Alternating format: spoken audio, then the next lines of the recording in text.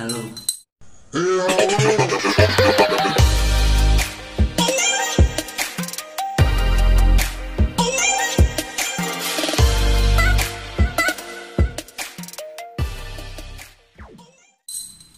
Bearded Dragon Morph and Colors part 3. Sedih ya, akhir-akhir ini udah lama ya, mungkin sebulan udah nggak bisa kirim-kirim pets. Biasanya jam segini tuh masih packing-packing ya, karena wabah atau isu COVID-19 ini jadi nggak bisa kirim-kirim. Dan makanya kita isi aja dengan kegiatan-kegiatan yang positif. Salah satunya saya bakal sharing tentang pengalaman saya ke teman-teman, yaitu sekarang itu tentang Bearded Dragon Morph and Colors part 3, dimana saya akan memenuhi janji saya yang setelah sekian lama itu ya, maaf. Dan juga sekalian sahur, ngomongin hari Senin. Minum dulu, belum imsak.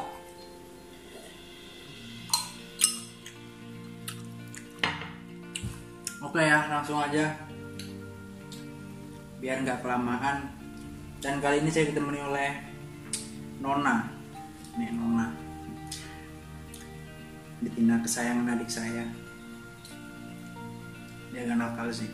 Jadi di beberapa video yang sudah saya upload kemarin, saya sebetulnya kan sering banget bilang kalau kita sama-sama belajar, dan pada dasarnya saya belum punya pedoman atau acuan ke siapa-siapa breeder ataupun senior yang sudah pernah lebih dulu daripada saya. Dan tapi di video kali ini saya bakalan jelasin tentang Morph and Colors part 3-nya, itu tentang persilangan Bearded Dragon yang dasar banget. Misalkan A, X, B ketemu apa, anakannya berapa persen presentasinya. Dan kali ini saya berpedoman sama breeder Thailand, yaitu Juka Farm ya, Juka Farm. Dan mungkin kalau misalkan di video-video saya yang kemarin belum saya ibaratnya patenkan ya tentang resesif, dominan, kodominan, di video kali ini karena saya berpatokan pada Juka Farm, saya ingin patenkan, anjir pantek malah, dimana kodominan morph itu Litterback dan dominan morphnya Danner ya. Dicatat nih ya, karena ini bakal penting banget nanti buat masuk ke pembahasan persilangan morph pada Bearded Dragon kayak gitu. Jadi gak usah lama-lama, langsung aja nih ya, kita buka tabelnya. Ini tabelnya juga dari Juka Farm, karena ya yang sekarang teman-teman di Indo itu banyak pakai buat patokan sih. So far saya lihat dan saya tanya beberapa temen, ya ini Juka Farm. Jadi yang pertama ya, nih mungkin saya nggak bakal kasih kayak misalkan penjelasan lewat papan tulis. Ini tabelnya udah ada dari Juka Farm juga. Saya males bikin, bisa dilihat ya. Nanti kalau misalkan teman-teman mau download linknya, tabelnya ini saya kasih di deskripsi. Terus mudah-mudahan ini kelihatan ya di video. Yang pertama itu bisa kita lihat itu tentang persilangan morph hypomelanistik, dimana hypo itu kan morph resesif ya, atau dia dicirikan dengan kuku yang bening, yang pada video part 1 atau 2 gitu sudah saya bahas. Visualnya seperti itu. Dan mungkin teman-teman bisa baca langsung tuh ya. Di situ ada tabelnya, hypo plus normal keluarnya 100%, head hypo, hypo plus head hypo keluarnya 100%, anakannya hypo.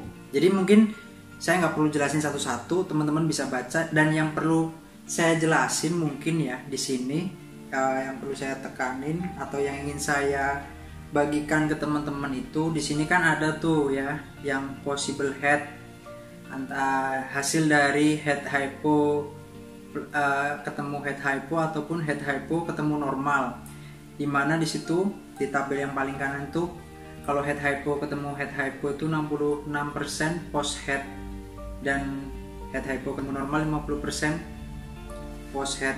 Dan di sini mungkin teman-teman kebanyakan masih bingung ya, post head itu gimana sih. Nah kan di situ bisa kelihatan tuh hasilnya. Nah 66% post head ini berarti head hypo ketemu head hypo itu menghasilkan 25% yang visualnya hypo, dan sisanya itu misalkan tidak keluar hypo, dia otomatis bawa heterozigotnya ya, atau yang tidak terlihat tapi dia tuh bawa gen tersebut. Nah persentasenya itu bisa dilihat di tabel. Nah apa sih maksudnya 66% post head itu? Nah, kalau menurut asumsi saya, ya menurut saya pribadi ini, misalkan nih sisa yang anakannya keluarnya normal, otomatis dia bawa gen head doang itu ya. Misalkan dari 10 ekor, 66 poset tuh berarti 6 ekor atau 7 ekornya tuh bawa head. Cuma nggak tahu pada breeder mana, kayak gitu.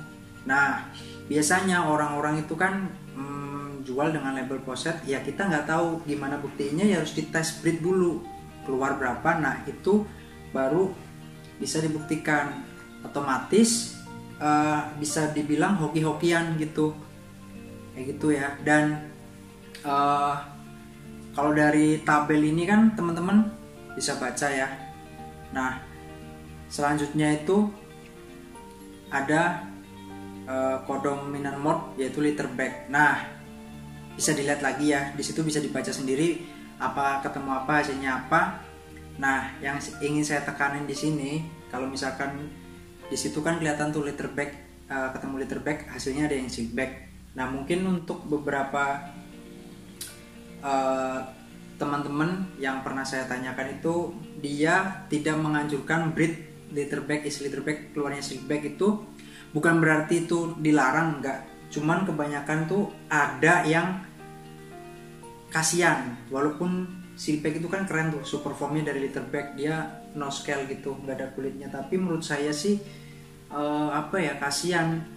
Apalagi kalau misalkan dia nanti jadinya female, kalau misalkan dia nggak kawin terus pengen dikawinin, dia nggak ada kulitnya, digigit sama jantannya, wah kasihan sih. Menurut saya sih itu perlu pertimbangkan dulu. Kalau misalkan nggak bener-bener cinta atau sayang pengen ngerawat, mending nggak usah, kayak gitu sih menurut saya.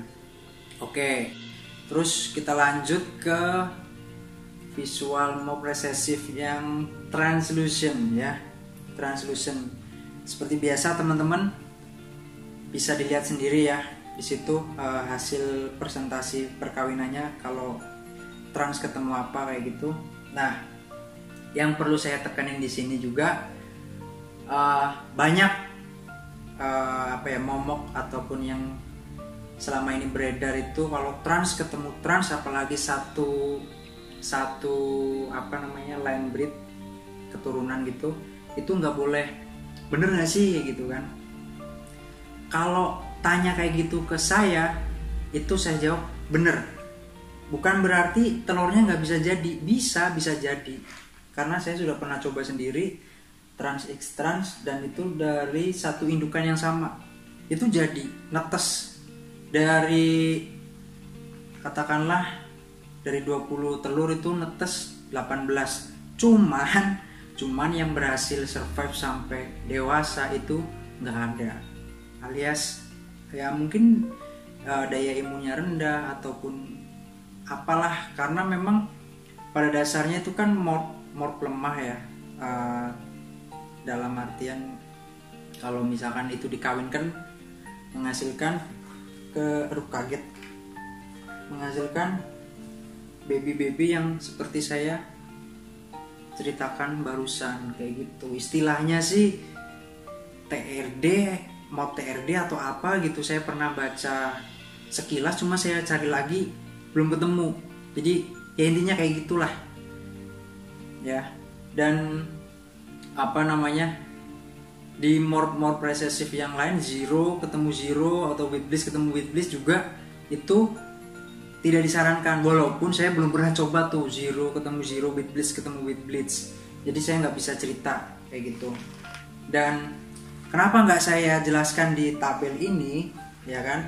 Karena saya pengen make it simple aja gitu loh. Jadi orang pengen pelihara Bearded Dragon minimal yang selama ini orang-orang pengen tahu di awal-awal ketika keep Bearded Dragon tuh harus tahu ini dulu, morph ini dulu, minimal itu. Karena kayak recessive morph yang lain tuh kan masuknya belum lama juga, jadi minimal tahu ini dulu. Kalau beli Bearded Dragon itu ditanyain morphnya apa, jangan cuman asal Bearded Dragon di sini harganya misalkan katakanlah baby 1 juta, di sini kok bisa 10 juta. Ya karena makin banyak morph atau makin rare kayak gitu ya istilahnya, itu makin mahal biasanya teman-teman tuh pada jual. Anteng apa? Nah kayak gitu. Dan ini kan di sini hanya ada recessive atau dominan morph normal, recessive atau dominan ketemu normal ya. Dan untuk combo, double morph, triple morph itu teman-teman bisa nanti misalkan bingung dari tabel ini, nggak bisa memprediksi hasilnya berapa, bisa tanya langsung ke saya. Dan selanjutnya ada dominan morph yaitu Danner atau Spot Danner, dan disitu bisa dilihat lagi teman-teman tabelnya gimana. Nah di sini tuh ada tuh Danner X Danner, itu boleh nggak sih? Banyak juga yang nanya ke saya seperti itu.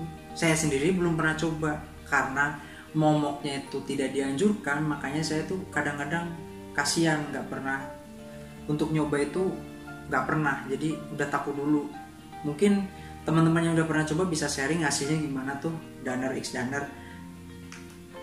Kalau misalkan saya di sini ngomong bahaya kan salah juga saya, karena saya belum pernah coba kayak gitu.